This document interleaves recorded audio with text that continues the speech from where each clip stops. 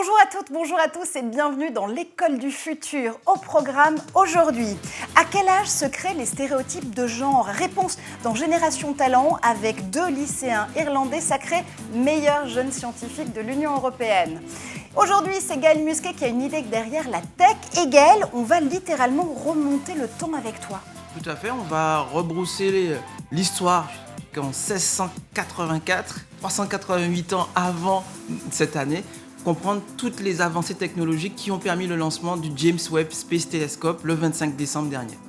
Et c'est littéralement retour vers le futur dans cette émission aujourd'hui, puisqu'on vous emmènera aussi en 2360 à la conquête d'une exoplanète. Le futur de l'humanité passe-t-il par l'espace? Et pourquoi les géants du numérique ont-ils la tech dans les étoiles? Pour en parler avec nous aujourd'hui, en plateau, Jean-Baptiste Rudel. Bonjour Jean-Baptiste. Bonjour. Vous êtes cofondateur de Criteo, bien sûr, une des figures emblématiques de la French Tech, fondateur de Xenon Research et auteur de 12 années-lumière, le futur de l'humanité, aux éditions Diathéno. Justement, ce futur, on en parle avec vous. En duplex également, Barbara Belvisi. Bonjour Barbara. Bonjour Marjorie. Vous êtes fondatrice et CEO d'Interstellar Lab. Évidemment, on reviendra avec vous sur ce que signifie cette vie dans l'espace. Mais d'abord, Génération Talent.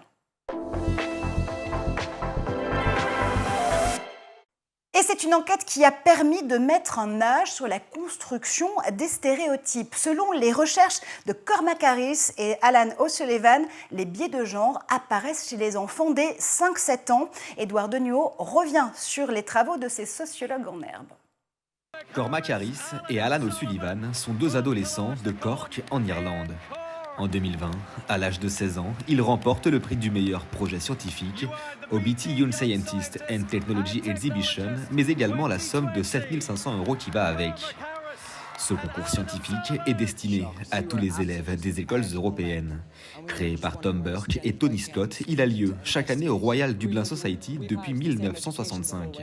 Cormac Harris et Alan O'Sullivan ont réalisé une enquête sur la dominance des stéréotypes de genre présents chez les enfants de 5 à 7 ans et la mise en place de moyens pour les combattre. Leur enquête leur a valu de devenir les 56e lauréats du meilleur projet scientifique. Les 2 adolescents ont voulu montrer dans leur projet à quel point les clichés rattachés au genre étaient présents, et ce, dès le plus jeune âge. Pour cela, ils ont rassemblé 376 élèves et leur ont demandé de dessiner sur une feuille de papier un ingénieur sans préciser son sexe. Les résultats de cette expérience étaient particulièrement révélateurs. 96% des garçons ont dessiné un ingénieur homme, alors que seulement 50% des filles ont dessiné une ingénieure femme. Cette enquête a donc permis de révéler que le sexisme est présent même chez les très jeunes garçons et qu'il est donc important de combattre ces stéréotypes dès l'enfance. Retour en plateau avec Jean-Baptiste Rudel notamment. Jean-Baptiste, ces biais, ils se combattent dès l'enfance. Mais en fait, ce qu'on se rend compte, c'est que on est dans un monde où les gens veulent de plus en plus libres de leur choix. Et il y a l'émergence effectivement de cette distinction entre le sexe et le genre. Et ça, on sent que c'est une tendance de fond, quoi. Absolument. Allez, tout de suite, on va vous parler du futur de l'humanité. Est-ce qu'il passe par l'espace? On ouvre le débat, justement. Et bienvenue en 2360. Attention, la croissance est à l'arrêt. Les scientifiques ont identifié une planète habitable à 12 années-lumière de la nôtre. 3 femmes se portent volontaires pour ce voyage sans retour, guidé par l'espoir d'offrir aux humains une seconde terre. Ce pitch, c'est celui de votre livre, Jean-Baptiste Rudel, justement, 12 années-lumière, le futur de l'humanité vu par un pionnier de la French Tech. Vous entremêlez à la fois récits, romans, recherche scientifique et économique avec votre think tank, Xenon Research. Ce futur, il se compte, donc on l'a bien compris, en années-lumière. Vous nous emmenez au 24e siècle. Mais pourquoi ce temps long, justement? Alors pourquoi aller aussi loin? C'est que j'ai voulu me projeter à une époque où finalement les principales trouvailles technologiques, elles seront derrière nous, quoi. Ça paraît très choquant de se dire qu'à un moment le progrès technologique va s'arrêter, mais c'est comme tout, on est sur une courbe en S où au début ça va très doucement, on l'a vu dans le passé, dans l'Antiquité, puis après ça s'accélère très très fort depuis un siècle ou deux, et il y a un moment fatalement ça va se ralentir, et toutes les choses faciles à découvrir seront découvertes, et il faudra faire avec ce qu'on a entre-temps. Et ça se mélange avec le changement climatique, fait qu'il y a un moment, l'humanité va vraiment se poser la question, qu'est-ce qu'on fait? Est-ce que la Terre, qui est notre berceau, sera aussi notre tombeau?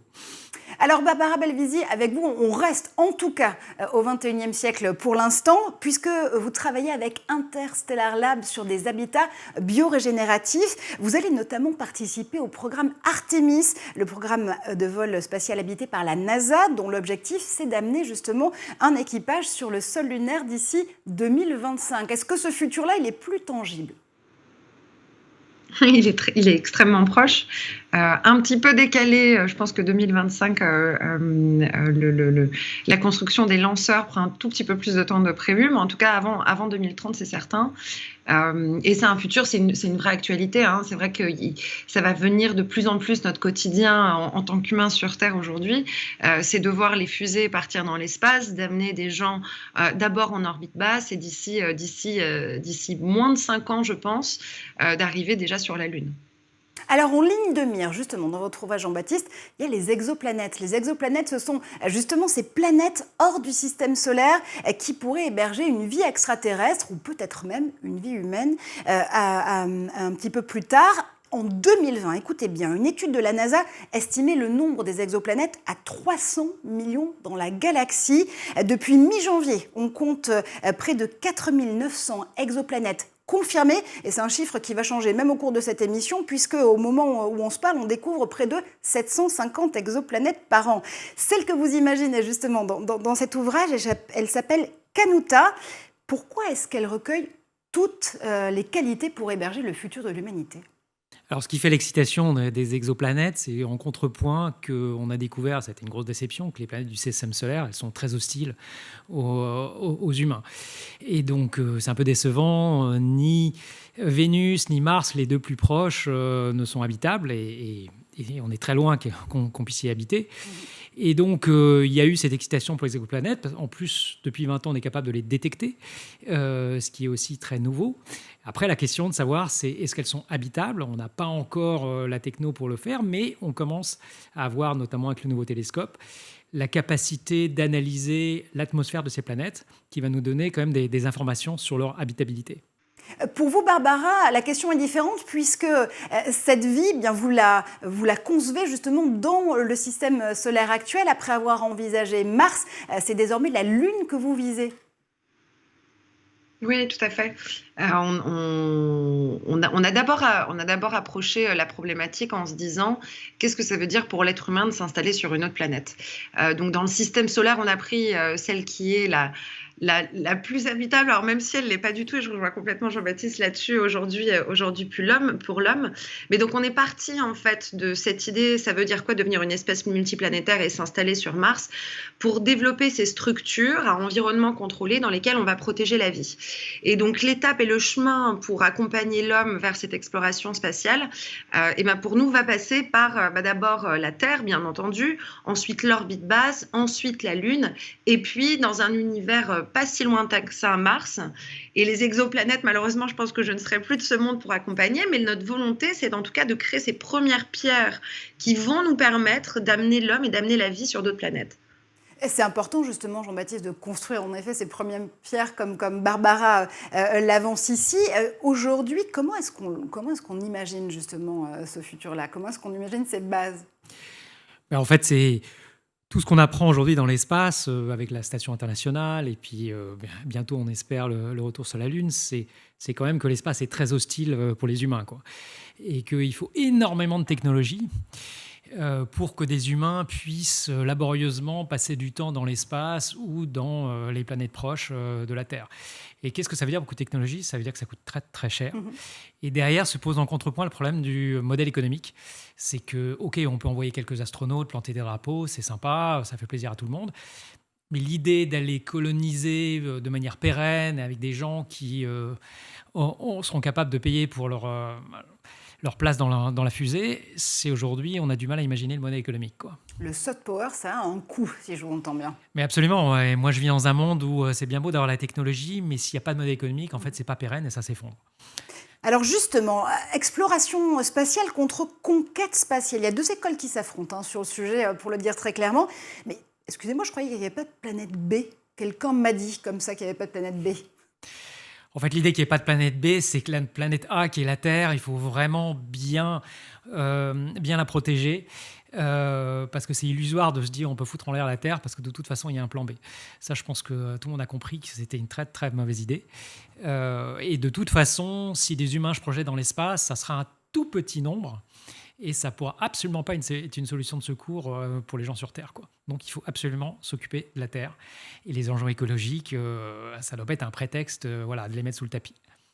Barbara, il n'y a pas de planète B non plus pour vous, et pourtant, ces habitants, encore une fois, que vous concevez avec Interstellar Lab, vous les avez imaginés pour des planètes différentes. Je crois qu'en 2020, au tout début de la pandémie, vous vous êtes même dit que finalement, ils pouvaient aider à survivre sur Terre, tout simplement. Oui, tout à fait. En fait, alors sur le point de l'exploration spatiale, aujourd'hui, je pense qu'il se passe quelque chose d'assez fondamental. C'est qu'on est en train de switcher d'une économie ou d'un spatial qui était justement très exploratif et très tourné vers la recherche scientifique, vers une approche qui est très différente, avec beaucoup de business models qui se mettent en place pour l'installation d'une base, en tout cas d'une présence pérenne de l'humain dans l'espace. Et donc, il y a un véritable shift qui est en train de s'organiser, et notamment ce qui permet de contribuer à ce shift, et donc du coup d'envisager une vraie économie spatiale aujourd'hui. Une des choses, ce sont qu'en fait, les business models, les sociétés qui développent des technologies pour l'espace ont des applications terrestres. Et c'est exactement là où nous, on se trouve avec Interstellar Lab, puisqu'on développe ces structures. Donc là, ce que vous voyez, c'est un biopode, c'est donc une serre environnement contrôlée pour faire pousser des plantes, qui dans un futur proche va permettre d'être un outil de recherche scientifique sur la Lune et aussi en orbite basse sur un autre forme factor, et aujourd'hui a des applications terrestres. Donc avec une version terrestre de ce produit, on permet de faire l'agriculture à environnement contrôlé, en recyclant l'eau, en recyclant l'air, en utilisant moins d'énergie que les solutions d'indoor farming. Et donc en fait, ce qui est hyper intéressant dans le New Space aujourd'hui, c'est comment les technologies qui sont déployées pour aider l'homme à créer une économie pérenne ont en fait ces applications terrestres et qui apportent une solution au changement climatique. Si je vous entends bien, ça veut dire que le futur de l'espace, il se déroule, il se prépare d'abord ici, sur cette planète A. Complètement. Et de toute façon, même dans le mot même multiplanétaire, multiplanète, ça commence déjà par la planète A, qui est la Terre. Donc comment est-ce qu'on peut envisager une vie dans l'espace si on ne sait pas s'occuper de la planète Terre au début ? Et je pense que c'est là-dessus que la conquête, l'exploration, moi je suis en faveur des deux, mais doit avancer. L'exploration spatiale, ça doit venir sur, d'accord, si on pense aller là-bas, en fait on va s'occuper de la Terre avant et on va utiliser ces technologies ici. Et ils sont nombreuses, les agences spatiales, à vouloir s'occuper de la Terre et en même temps de l'espace. On va faire un point justement sur le calendrier de l'exploration spatiale en 2022. L'ESA, l'Agence spatiale européenne, va avoir un planning extrêmement chargé avec la mission ExoMars qui doit partir vers la planète rouge. Ce sera pour septembre prochain. Et puis la NASA, de son côté, doit donner le top départ du retour des astronautes sur la Lune. D'autres nations spatiales, évidemment, sont en train de monter sur le sujet, à l'instar de la Chine ou des Émirats Arabes Unis. Ça veut dire quoi, messieurs, et Barbara aussi, que l'espace, c'est un enjeu tech diplomatique ? Gaël. On a un enjeu effectivement d'exploration, aussi loin qu'on se projette. L'humanité, même d'autres espèces animales, ont conquis des territoires, se sont adaptés. On peut relire les théories de Darwin et ses explications. Donc on a ce besoin, déjà, humainement, d'explorer, d'aller voir un peu ce qui se passe. Et je prendrai une des citations du livre. Pourquoi on va sur l'Everest ? Parce qu'il est là. Et donc, du coup, au-delà de ce besoin d'explorer, effectivement, le fait d'être présent et de marquer aussi son territoire permet à des puissances d'affirmer leur autorité, d'affirmer leur puissance. Enjeu diplomatique ? Alors, il y a deux applications très claires qui ont à la fois des enjeux militaires et civils, et je dirais toute l'architecture de l'espace et autour de ça, c'est les télécoms et l'observation depuis l'espace, quoi. Et ça, il y a beaucoup de progrès qui ont été faits dans les dernières années. Maintenant, on parle de constellation de satellites pour avoir l'Internet via des petits satellites qui tournent en orbite basse. Et donc, le vrai enjeu, il va être dans ces deux technologies où là, on offre des services très clairs pour les gens sur Terre, quoi. Barbara, justement, quand vous voyez toutes ces agences spatiales, ces nations de l'espace se mettre en place et finalement entrer en collaboration, mais aussi quand même pas mal en concurrence les unes avec les autres, vous vous dites quoi ? Que il y a forcément des ressources à aller chercher partout ou on est vraiment entré dans une vraie concurrence spatiale, une nouvelle course aux étoiles? Honnêtement, c'est la course aux étoiles. Je ne vais pas dire que c'est le retour de la guerre froide et de ce qui s'est passé en 69, mais on n'en est vraiment pas loin. Il y a grosso modo deux grosses teams, faut se le dire, parce que c'est la réalité. D'un côté, il y a la Chine et les Russes. Et les investissements qui sont faits par le gouvernement chinois dans le spatial dépassent aujourd'hui ce qu'on a été capable de faire jusqu'à présent en Europe, mais c'est en train de changer. Et donc, ils avancent extrêmement vite et ils travaillent déjà sur le remplacement. Donc, comme vous le savez tous, la station spatiale, l'ISS, qui a été un fleuron de la collaboration internationale dans dans aussi l'exploration, mais aussi toutes les informations qu'on a pu recueillir sur la Terre, va être démantelée d'ici 2030. Donc, il y a une course à la construction de la future station spatiale. Il y a à peu près 7 projets qui sont en cours de développement. Les Chinois et les Russes sont extrêmement en avance par rapport aux Européens et aux Américains. Et donc de l'autre côté, on a les Américains et puis l'Europe qui se positionne sur des sujets, sur des sujets alors à la fois niche, en même temps sur quelques lanceurs aussi, mais qui se positionne pour apporter sa pierre à l'édifice avec une vraie expertise qu'on a eue sur la construction des stations spatiales, sur le gateway, etc. Donc l'Europe qui est en collaboration plutôt avec les États-Unis, et de l'autre côté, on va retrouver la Chine et la Russie. Et malheureusement, c'est une réalité, c'est la réalité de mon quotidien. Aujourd'hui, on travaille, on a plusieurs contrats avec la NASA, on est en train de signer des contrats avec le CNES et l'ESA. Je ne parle pas à la Chine et à la Russie. Voilà qui est très clair. Mais justement, cette guerre des étoiles, elle est aussi trustée pour l'instant par les milliardaires de la tech, Elon Musk pour SpaceX ou Jeff Bezos pour Blue Origin, pour ne citer que. Pourquoi est-ce que la galaxie, Jean-Baptiste Rudel, ressemble de plus en plus à une cour de récré pour milliardaires? Alors c'est vraiment intéressant de comprendre si cette course à l'espace, c'est justement un caprice de gens très riches ou si il y a vraiment des modèles économiques. Ce qui est assez spectaculaire dans le cas d'Elon Musk et de SpaceX, c'est qu'il y a vraiment une disruption du marché des lanceurs. Bon, ça reste un tout petit marché, c'est un marché de 10 milliards de dollars, mais il a été capable de vraiment appliquer un modèle low cost qui paraissait complètement invraisemblable à des industriels qui étaient largement fossilisés sur le domaine.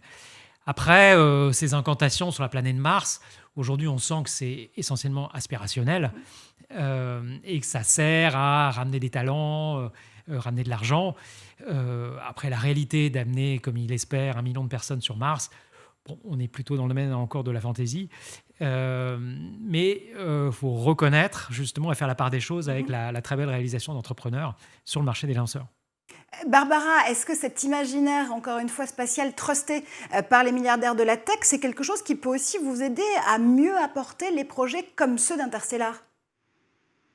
Je pense qu'il y a eu, et ça pour le coup, c'est quelque chose qu'on ne peut pas du tout enlever à Elon Musk, c'est qu'il a été l'initiateur du New Space, en montrant qu'une société dans laquelle au départ on était sur... il y avait, je veux dire, tout le monde se moquait un peu de son ambition et surtout parce qu'il n'avait pas du tout l'expertise technique, mais d'avoir démontré qu'il était capable de construire des fusées, d'avoir trouvé aussi un business model, d'aller disrupter une économie qui était en place, et aujourd'hui de se positionner aussi sur les constellations. Il y a une véritable révolution et ça a été l'initiateur du New Space.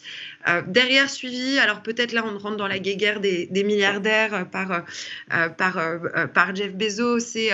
Virgin Galactic, c'est autre chose. C'est né d'une compétition qui s'appelle le X-Prize, qui est d'ailleurs aussi financé par Elon Musk. Donc on voit comment tout ça est interconnecté. Mais je pense que ça a donné un souffle. En tout cas, ça a donné de l'espoir à pas mal d'entrepreneurs de se dire, OK, c'est possible d'aller monter des business dans le spatial. Et ça c'est extrêmement bien parce qu'aujourd'hui, il y a besoin que la relève, elle vienne du privé et qu'elle ne soit pas uniquement initiée par des programmes nationaux et financés par les agences spatiales.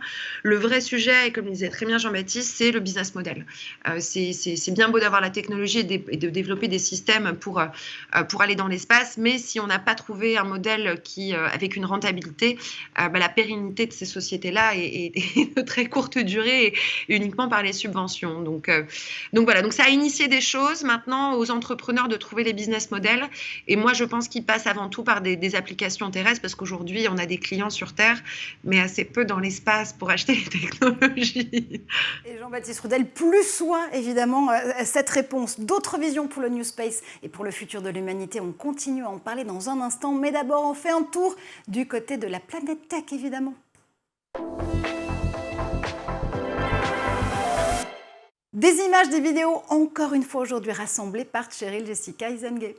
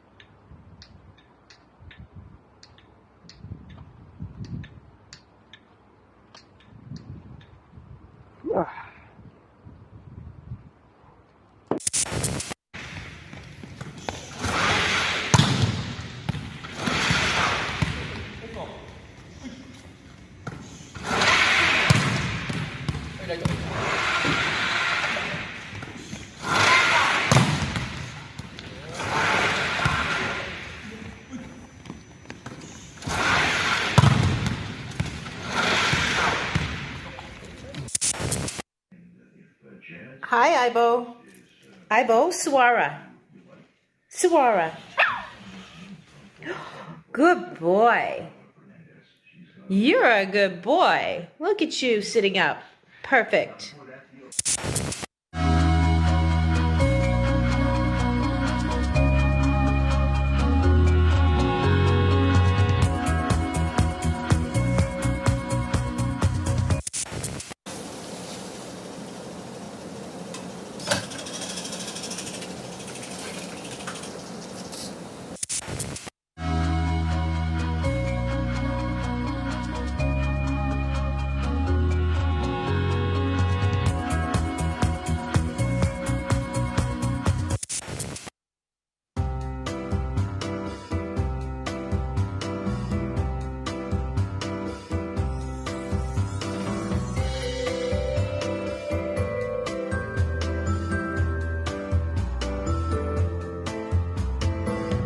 Allez, retour sur le plateau de l'école du futur. On continue à parler de l'espace du futur de l'humanité, évidemment avec Jean-Baptiste Rudel, cofondateur de Criteo, figure emblématique de la French Tech bien évidemment, et puis surtout fondateur de Xenon Research et auteur de 12 années-lumière, le futur de l'humanité. Également en duplex avec nous, toujours Barbara Belvisi, fondatrice et CEO d'Interstellar Lab.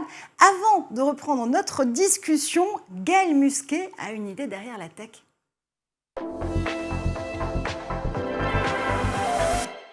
Et Gaël, tu es notre pirate éthique. Pour mieux hacker le futur, tu nous proposes d'abord de revisiter notre passé. Oui, je propose de revenir 388 ans en arrière. Donc c'est l'exact opposé en fait des 2360 de Jean-Baptiste. Et donc comprendre un peu par réflexe, c'est un réflexe que j'ai en tant que hacker, toujours me demander comment ils faisaient les anciens. Ouais. Et donc l'humanité, ces 388 dernières années, a appris à naviguer, à comprendre un peu la mécanique céleste avec Newton, avec Kepler. On a appris à utiliser l'octant, puis le sextant, à naviguer sur les eaux, apprendre à tracer des routes, découvrir de nouveaux territoires, de nouveaux continents. Et l'humanité a toujours rythmé en fait sa vie autour de ces mouvements du soleil, de la Terre, pardon, autour du soleil, des saisons. Et les équations de Kepler, de Newton ont permis d'affiner justement cette connaissance du temps et de pouvoir projeter ensuite l'humanité sur d'autres horizons, la compréhension des ondes électromagnétiques, la lumière, la décomposition du spectre, comprendre un peu comment ces ondes électromagnétiques se propagent. On a eu les travaux de Faraday, d'Ampère, de Volta, de Tesla, de Lavoisier, Curie, Maxwell.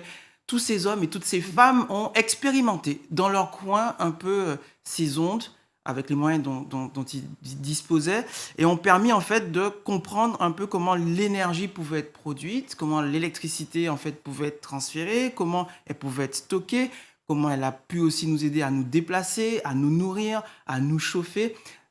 Et tout ça, évidemment, au rythme de notre étoile, le Soleil, qui est en fait notre poumon et notre ressource, en fait. Et l'exoplanète sur laquelle Jean-Baptiste nous propose d'atterrir en 2500 à peu près, elle s'appelle Kanuta. Quel rapport entre notre Soleil et Kanuta, justement? Mais Kanuta tourne évidemment forcément autour d'une autre étoile que la nôtre, située à 12 années-lumière. Et c'est intéressant, en fait, ce roman, parce qu'il nous projette évidemment à 12 années-lumière de notre Terre. On l'a rappelé tout à l'heure avec Barbara, mais l'humanité n'a pas été plus loin aujourd'hui que la Lune, hein, à 400 000 km. Et la dernière fois qu'on y a été, c'était en 1972. Je n'étais pas né. Et donc, pour avoir une idée des distances que ça représente, 400 000 km, c'est 1,25 secondes lumière. Là, on parle de 12 années, donc une distance qui est bien plus longue. Et en fait, en pensant à cette projection vers Kanuta, je n'ai pas pu m'empêcher de faire le parallèle avec une autre conquête spatiale, le lancement du James Webb Space Telescope le 25 décembre dernier. Télescope gigantesque, 6,40 m, ça n'a pas l'air, mais c'est quand même énorme. C'est le télescope spatial le plus puissant qui a été lancé. Et cette machine, elle va nous permettre de voir très loin, des étoiles très faibles, dans l'infrarouge, aux confins de l'univers, au tout début. Il va nous permettre aussi de regarder dans le rétroviseur de ce qui s'est passé bien avant que l'humanité n'apparaisse, avant que les étoiles ne fusionnent, que ces gaz, l'hydrogène, l'hélium, etc., ne donnent naissance à ces étoiles. Et le seul moyen que l'on ait aujourd'hui de comprendre comment c'est arrivé, comment l'humanité a pu émerger, c'est d'analyser la lumière de ces étoiles, comme l'a fait Newton, d'analyser le spectre. Ce sont les seuls moyens d'acquérir de la donnée. Donc j'ai observé, moi, ce satellite au début du mois. Il était à un peu moins d'1 million de kilomètres au campus de l'espace, à Vernon, où on a fabriqué les moteurs de cette fusée Ariane 5, qui a brillamment lancé ce satellite. Et en pensant justement à cette chronique, à ces moteurs qui ont été fabriqués, on pense évidemment aux vaisseaux qui vont être nécessaires pour lancer ces femmes dans l'espace, pour la mission Columbus. Et je ne peux m'empêcher de penser qu'en fait, l'ADN de cette mission Columbus, cette future potentielle mission, elle est déjà dans ce télescope et dans les travaux qui vont être menés par ce télescope, puisque pour mieux hacker notre futur, on va avoir besoin de maîtriser, en fait, mieux connaître notre passé, parce que toutes ces avancées de l'humanité ne sont pas génération spontanée. Jean-Baptiste, je vous vois boire les paroles de Gaël. Il y a énormément de progrès dans les télescopes, enfin, c'est spectaculaire. Et maintenant, on se rend compte que pour vraiment voir loin et de manière précise, il faut les mettre dans l'espace, parce qu'il y a beaucoup trop d'impuretés sur l'atmosphère terrestre. Et il y a énormément d'espoir, notamment pour les exoplanètes, du nouveau télescope James Webb. Et on espère, pour la première fois, ce qu'on n'a encore jamais pu faire, analyser l'atmosphère de ces planètes. Ça paraît dingue parce qu'elles sont tellement loin, mais en analysant ce spectre, on peut avoir une idée de la composition de cette atmosphère. Et si on a une dans laquelle il y aurait un petit peu d'oxygène, tout d'un coup, ça fait un critère de plus pour savoir si elle est habitable. Et Gaël, donc tu revisites le passé pour mieux hacker notre futur. Vous, Jean-Baptiste, finalement, vous revisitez notre présent pour mieux pirater ce futur et l'imaginer. Et ça, c'est une des originalités, encore une fois, de cet ouvrage, c'est de s'appuyer sur vos travaux, les recherches notamment de votre think tank, qui permettent d'étayer chaque partie de roman qui n'est vraiment pas de la science-fiction, pour le coup. Alors on a essayé de se placer dans un futur vraiment possible et crédible et pas dans le monde magique de la science-fiction. Donc on est très loin d'un Star Trek où on peut tout faire. En fait, on se rend compte que la technologie, elle est très contrainte et parfois par contrainte de manière économique parce que, pareil, dans la vraie vie, l'argent, il n'est pas illimité, même si en ce moment, il y a pas mal d'argent magique, mais ça durera ce que ça durera. Il y a aussi des contraintes écologiques. On vit aujourd'hui une période assez unique dans l'histoire de l'humanité, où les décisions qu'on va prendre collectivement dans les prochaines années, les prochaines décennies, vont avoir un impact à très long terme sur le futur de l'humanité. Ce futur de l'humanité, on continue justement à en parler avec la bonne prononciation tout de suite avec Barbara Belvisi, Jean-Baptiste Rudel et Gaël Musquet, évidemment. Alors cette fois-ci, on va imaginer que ça y est, on est en 2500, votre équipage féminin a atteint la fameuse exoplanète. Une fois qu'on arrive sur une planète qui est jugée comme viable, comme habitable justement par l'espèce humaine, qu'est-ce qui se passe? Comment est-ce qu'on recompose une société? Comment est-ce qu'on recompose les fondements d'une économie, Jean-Baptiste? Alors ça, c'est un sujet qui très souvent est escamoté, encore une fois, dans la science-fiction, mais qui est fondamental. C'est combien de personnes sont nécessaires au minimum pour qu'une colonie soit viable.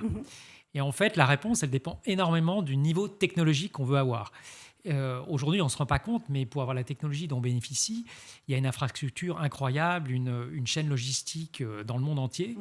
Et si on voulait reconstituer ça, il faudrait des millions de personnes, ce qui est impossible à aller sur notre planète.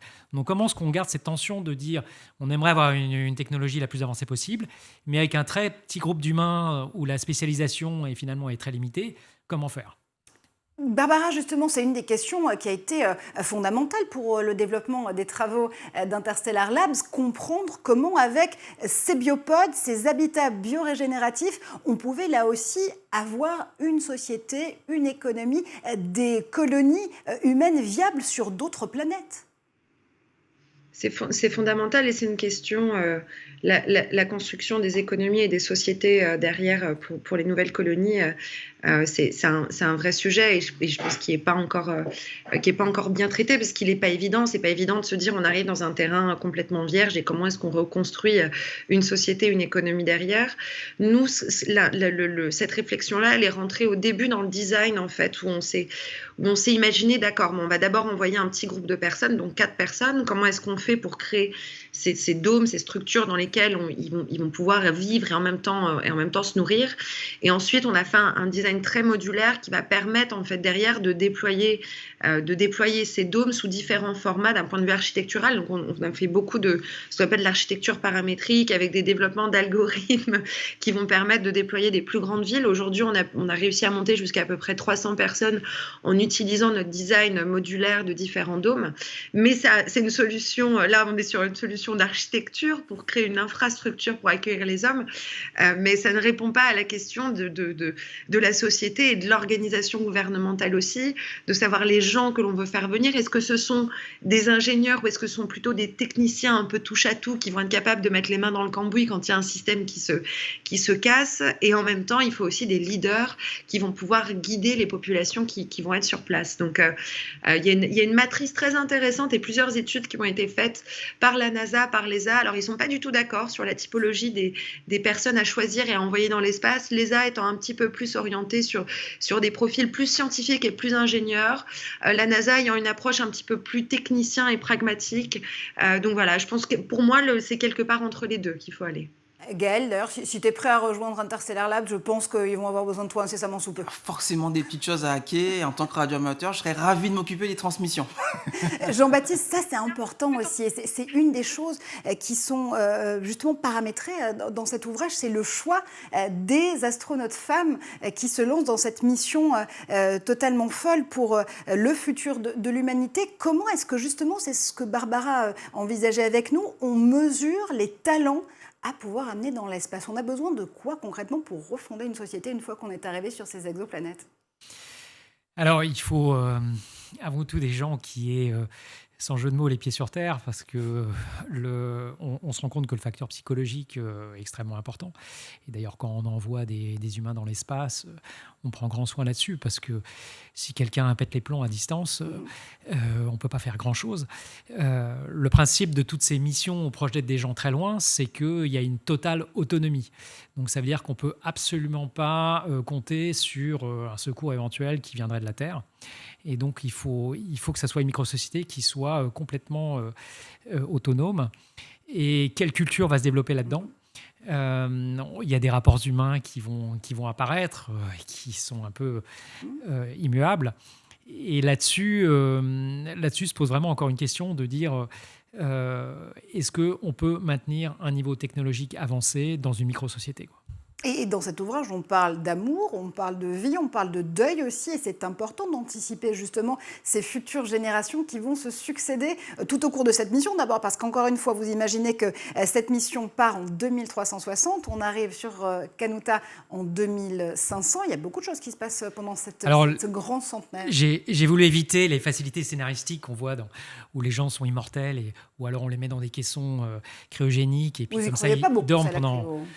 Mais en fait, aujourd'hui, le consensus scientifique a l'air de dire que ce n'est pas forcément possible.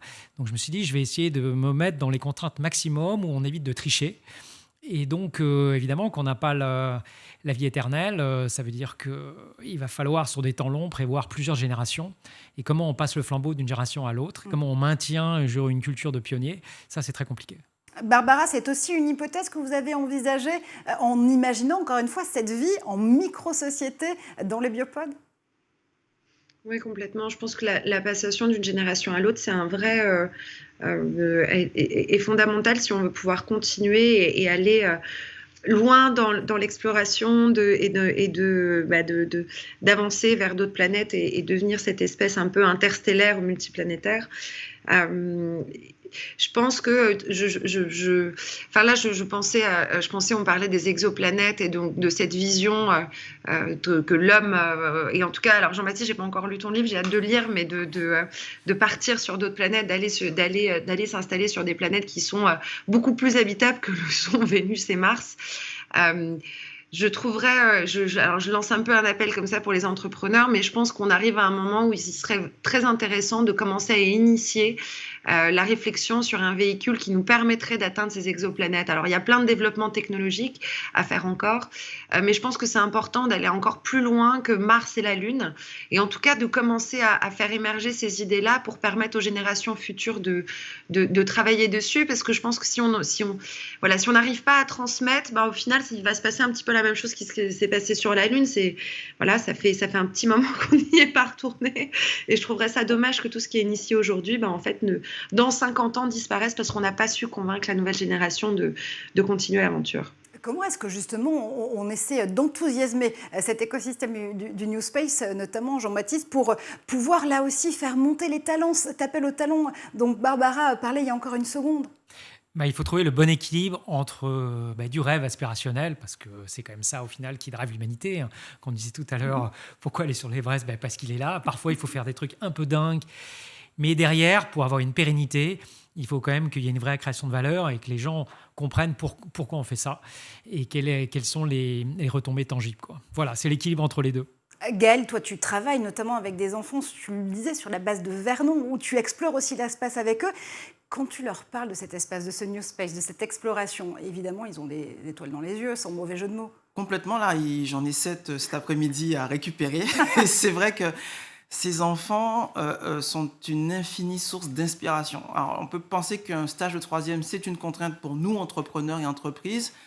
C'est très important, surtout dans la période que l'on vit actuellement autour du Covid, à la fois de leur expliquer que tout ça n'est pas né comme ça d'un claquement de doigts, qu'il y a eu des travaux dans le passé qui ont permis d'avoir la modernité que l'on a, mais qu'ils font aussi partie, et je prends très bien, j'apprécie beaucoup ces réflexions dans l'ouvrage de Jean-Baptiste, c'est qu'il va falloir effectivement avoir une force de traction. Moi, en tant que père, aujourd'hui, être capable d'expliquer à ces enfants qui font aussi partie de l'équation de la solution des défis climatiques et des défis aussi technologiques que l'on va devoir surmonter dans l'humanité. Le futur de l'humanité, vous l'avez compris, il démarre par les enfants et par les stages de 3e. On retombe exactement sur nos pattes. Et puis cet enjeu climatique, c'est vrai qu'il est très prégnant, à la fois dans le début de votre réflexion, Jean-Baptiste, et puis c'est aussi le point de départ de lancement du projet Interstellar Labs.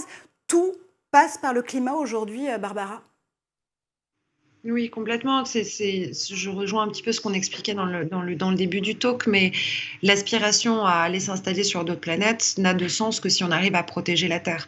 Il n'y a pas de planète B, il n'y a pas de on quitte la Terre et on va aller s'installer ailleurs. Aujourd'hui, personne ne va aller s'installer sur la Lune, il fait froid et il n'y a pas d'oxygène, il n'y a pas d'atmosphère, et personne ne va aller sur Mars, c'est rempli de CO2 et il fait très chaud et très froid et il y a beaucoup de tempêtes de sable. Donc ça passe avant tout par cette prise de conscience que notre planète, elle est extraordinaire, elle est magnifique, elle est remplie de vie. Il y a toute une biodiversité qui s'est développée dessus, et qu'aujourd'hui, on a les innovations technologiques qui nous permettent d'aider à retrouver cet équilibre et en tout cas à ne plus la détruire. Et le spatial nous permet de prendre cet autre point de vue, du coup, de regarder la Terre de l'espace et se dire « Oh mon Dieu, le pale blue dot de Sagan » et d'en prendre conscience et de vouloir protéger la planète.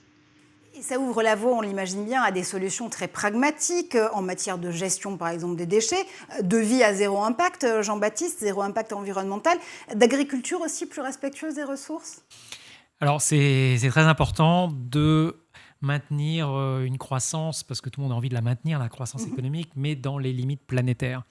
Et ce qui est particulier dans le changement climatique, c'est le côté largement irréversible du phénomène. Il y a beaucoup de choses qui peuvent s'inverser, on peut améliorer, on peut dépolluer, choses comme ça. Là, il y a une telle inertie climatique que, encore une fois, ce qu'on fait dans les prochaines décennies aura de l'influence sur des siècles et des siècles. Et ça, c'est le côté le plus existentiel de c'est ce qui donne un côté très particulier au changement climatique par rapport à d'autres problèmes écologiques qui sont importants, hein, le plastique dans les océans, les problèmes de pollution des sols, que vous avez mentionnés. Mais le changement climatique, il y a un côté irréversible. Et puis il y a aussi une grande question, c'est-à-dire que quand on va arriver peut-être un jour sur ces exoplanètes, il ne faut pas non plus commencer à les polluer. Alors, quand le problème, ça sera de polluer, ça sera entre guillemets un bon problème à avoir. Ça veut dire qu'on aura réussi à avoir beaucoup de monde sur une planète. C'est toujours une idée parce qu'il y a beaucoup de population qu'on pollue une planète. Aujourd'hui, on est 7 milliards d'humains sur la Terre. Les projections disent qu'on va être 9, 10 milliards. Probablement qu'on pourra, on pourra encore les maintenir dans une écologie acceptable, mais si la population continue d'exploser, ça ne marchera plus, quoi. Et une des raisons pour lesquelles on a quand même un moyen d'espérer et de pouvoir justement adapter aujourd'hui les recherches qui sont faites en matière d'écologie, en matière d'alimentation même et d'agriculture, c'est que vous dites que dans ce futur, dans ce 24e siècle, tout le monde sera vegan. Pas forcément par choix, mais par obligation, tout simplement, parce qu'il n'y a pas d'autres issues durables en matière d'agriculture et d'alimentation. Alors, ce qui est intéressant, c'est qu'aujourd'hui, il y a la conjonction de deux phénomènes. Alors, on vous parle beaucoup de véganisme pour des contraintes écologiques. Mais il y a un autre phénomène dont on parle moins, mais qui, à long terme, pour moi, sera le plus prégnant, c'est celui de la souffrance animale. Aujourd'hui, c'est un sujet qu'on met sous le tapis, le fait qu'on élève ces animaux en batterie dans des conditions souvent assez épouvantables. Et culturellement, la société va vers la protection des plus faibles. On voit toute l'histoire vers ça. Et aujourd'hui, les plus faibles, c'est les animaux. Alors, c'est un sujet qui est relativement marginal et qui n'est pas mainstream, aussi mainstream que l'écologie. Mais à moyen terme, d'un point de vue écologique, on va résoudre le problème. Et en fait, d'un point de vue souffrance animale, on va aussi le résoudre avec une solution très élégante qui est la viande de synthèse. Donc, c'est finalement la technologie, c'est qu'on pourra faire de la viande, faire du poisson, sans passer par la case souffrance animale. Barbara, ça aussi, c'est quelque chose qui a été envisagé notamment dans les biopodes et dans la façon dont ces communautés vont pouvoir vivre en biorégénération, c'est-à-dire qu'ils sont aussi autonomes dans ces villages du futur et de l'espace. Là aussi, le véganisme, c'est quelque chose qui peut fonctionner. On a designé aujourd'hui le système pour subvenir aux besoins nutritionnels des astronautes uniquement à travers des plantes. Donc en fait, on a envisagé ce futur-là dans lequel l'homme se nourrirait exclusivement de végétaux. Il est parti de deux choses, fondamentalement aussi, et je rejoins complètement Jean-Baptiste sur en fait le fait qu'aujourd'hui il y a une tendance générale qui est au véganisme sur Terre, qui est liée à la fois à effectivement aux enjeux climat, la pollution, à la consommation d'eau qui est utilisée aujourd'hui pour produire la viande, et qu'il va y avoir véritablement un shift. Nous, notre approche sur le spatial, c'est un mélange de ça avec en fait le fait que d'amener la vie qui n'est pas biologique mais la vie animale sur une autre planète, c'est assez compliqué. Donc on est d'abord parti sur les plantes, et au final on a réussi à trouver des régimes purement végétariens qui arrivent quasiment à couvrir tous les besoins nutritionnels. On a toujours un petit problème avec la vitamine B12, mais ça même sur Terre c'est compliqué de le résoudre, sauf si on prend pas des gélules. Mais effectivement, la vision d'un futur de l'homme dans l'espace aujourd'hui est végane avec de la viande de synthèse. En tout cas, c'est comme ça que le voit la NASA. Le challenge pour la production de nourriture dans l'espace auquel nous on a participé, les solutions qui sont proposées vont toutes dans ce sens. Le futur sera végétal ou ne sera pas. Pour terminer cette discussion, messieurs, dames, je voulais qu'on revienne quand même sur une des propositions majeures. Entre des pro-technologies à tout crin et des collapsologues, c'est-à-dire ce courant de pensée qui pense que tout va s'effondrer, la solution est-elle si manichéenne? Est-ce qu'il n'y a quand même pas une solution au milieu? On pousse le progrès technique à ses extrêmes limites, mais on peut quand même assurer le futur de l'humanité de façon raisonnable et raisonnée, Jean-Baptiste? Alors moi, j'ai vécu à la fois en Californie, où vous avez des évangélistes qui vous disent que la techno va tout résoudre et on peut juste mettre la tête dans le sable et tout va aller bien. on se rend compte que, en fait, il y a une limite à ça. Et en Europe, particulièrement en France, on adore la théorie collapsologue où tout ça va s'effondrer, on est tous foutus. Et je pense que ça nous rend juste déprimés et ça paralyse l'action. C'est pas bon non plus. Il y a absolument un futur équilibré entre les deux à trouver. Et on va y arriver. Moi, je suis fondamentalement un optimiste. On reste optimiste, Barbara? Complètement. Je fais partie de l'école des optimistes aussi. Pour moi, la technologie est juste un moyen d'accomplir quelque chose. C'est pas un objectif final. Et en Silicon Valley, parfois, c'est un objectif final et donc on oublie la mission pour laquelle on utilise les technologies. Mais si notre mission, c'est de créer un futur positif où l'homme vit en harmonie avec le vivant, je pense qu'on peut y arriver.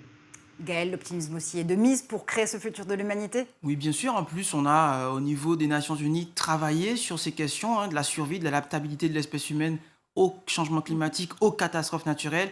Tout est écrit, documenté dans la Convention de Sendai depuis 2015. Et donc, j'invite évidemment ceux qui nous écoutent, nous regardent, à se documenter aussi sur ces capacités en fait, que l'on a à mettre en œuvre ces 4 priorités de la Convention de Sendai, comprendre ces catastrophes naturelles. C'est une ligne de crête qui est entre les deux, donc un monde qui ne va pas bien, et ça, il faut qu'on se le dise, mais aussi des solutions techniques et organisationnelles aussi, sociales, qui permettront de faire face à ces crises qui nous attendent.